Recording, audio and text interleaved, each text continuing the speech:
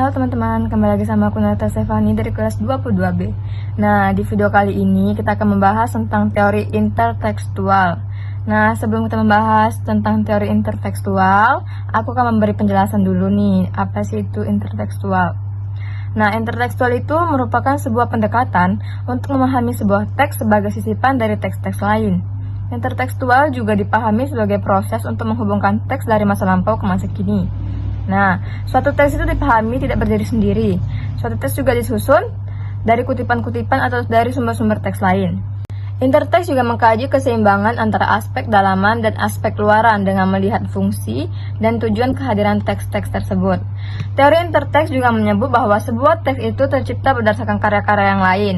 Nah, intertekstual menurut Christie mempunyai prinsip dan kaidah tersendiri dalam penelitian karya sastra. Seperti interteks melihat hakikat sebuah teks yang di dalamnya terdapat berbagai teks. Interteks menganalisis sebuah karya itu berdasarkan aspek yang membina karya tersebut, yaitu unsur-unsur struktur seperti tema, plot, watak, dan bahasa, serta unsur-unsur di luar struktur seperti unsur sejarah, budaya, agama, yang menjadi pedoman dari komposisi teks tersebut. Nah, tujuan karya interteks itu sendiri adalah untuk memberikan makna secara lebih penuh terhadap karya-karya sastra lainnya. Baiklah, saya akan memberikan sebuah contoh cerpen dari sebuah karya sastra yang untuk kita bedah dalam kajian teori intertekstual. Novel Air Mata Sungai adalah satu di antara karya sastra yang diciptakan oleh E. Rokajat Asura. Novel ini sangat menarik karena novel ini menceritakan tentang seorang anak yang berusia 10 tahun yang terus berusaha bertahan hidup melawan kanker. Anak itu bernama Barah. Ia yatim piatu karena ayahnya meninggal tertabrak truk dan tak lama kemudian ibunya pun meninggal karena kanker. Walaupun dalam kondisi seperti itu, Barah tetap saja menghafal ayat-ayat suci Al-Quran, dan ia memiliki cita-cita yang sangat bagus karena ia ingin memberikan selembar demi selembar hafalan ayat-ayat Al-Quran yang telah ia hafalkan kepada seluruh anak-anak muslim di dunia. Karakter tokoh adalah sifat atau watak yang dimiliki manusia untuk bersikap dalam menyelesaikan masalah ataupun menghadapi sesuatu. Hasil analisis dalam novel Surat Kecil untuk Tuhan karya Agnes Dovaner, yaitu tokoh utama Keke memiliki karakter yaitu tabah, mudah bergaul atau bersahabat, sabar, penurut, pintar, periang, dan ikhlas. Karakter tokoh utama dalam novel Air Mata Sungai karya E. Rokajat Asura yaitu Bara memiliki 9 karakter, yaitu suka menolong, rajin, menghafal Al-Quran, pintar, penurut, setia kawan, sabar, bersemangat, tabah, dan pengasih sayang. Karakter tokoh terlihat dari cabang pengarang, menggambarkan setiap tingkah laku dan sifat tokoh dalam menyelesaikan masalah ataupun bertindak. Yang kedua, alur merupakan jalan cerita yang dibentuk pengarang melalui tahapan-tahapan peristiwa sehingga menjadi suatu cerita. Alur terdiri dari alur maju, alur mundur, dan alur campuran. Hasil analisis dalam novel Surat Kecil untuk Tuhan yaitu alur maju, karena pengarang memulai cerita dengan perkenalan dan diakhiri dengan tahap penyelesaian.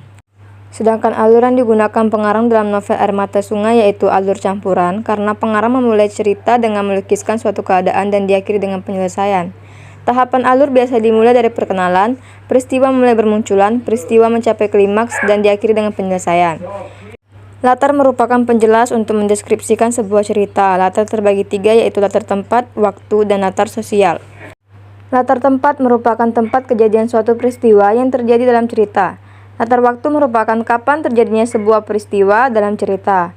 Latar sosial merupakan kehidupan sosial masyarakat yang ditimbulkan pengarang dalam sebuah cerita.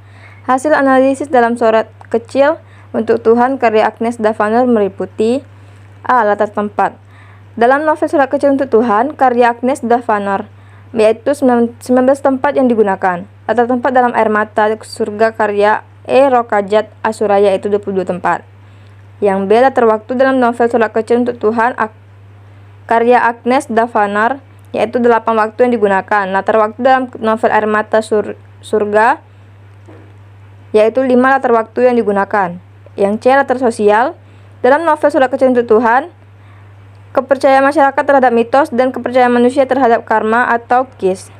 Latar sosial dalam novel Air Mata Surga yaitu kehidupan masyarakat Arab, peraturan daerah Makkah, kehidupan masyarakat Saudi, kehidupan masyarakat Timur Tengah. Intertekstual merupakan adanya persamaan dan perbedaan yang ada dalam novel dan adanya kaitan antara novel yang lahir duluan dengan novel yang lain selanjutnya.